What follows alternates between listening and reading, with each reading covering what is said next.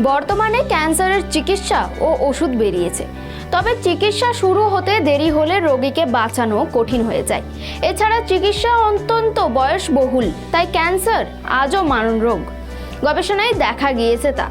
নমস্কার, দেখছেন খবর বাংলা, সঙ্গে রয়েছে আমি শ্রুতি। বিজ্ঞান ও প্রযুক্তির খবর নিয়ে মার্কিন যুক্তরাষ্ট্রে 2024 সালে 20 লক্ষেরও বেশি নতুন ক্যান্সারের ঘটনা ঘটবে বলে আশা করা হচ্ছে।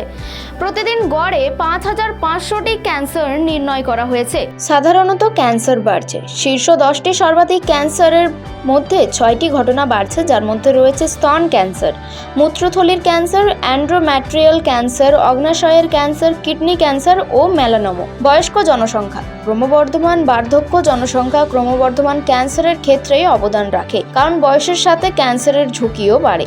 জাতিগত বৈষম্য, বর্ণগত বৈষম্য ক্যান্সারের ঘটনা এবং মৃত্যু হারে অব্যাহত থাকে। কালো মানুষ এবং আমেরিকান ভারতীয় আলাস্কা আদিবাসীরা নির্দিষ্ট ক্যান্সারের জন্য উচ্চ মৃত্যুর হার অনুভব করে। মৃত্যুর হার কমছে। ক্রমবর্ধমান ক্যান্সারের ঘটনা সত্ত্বেও গত 30 বছরে সামগ্রিক ক্যান্সারের মৃত্যুর হার হ্রাস পাচ্ছে।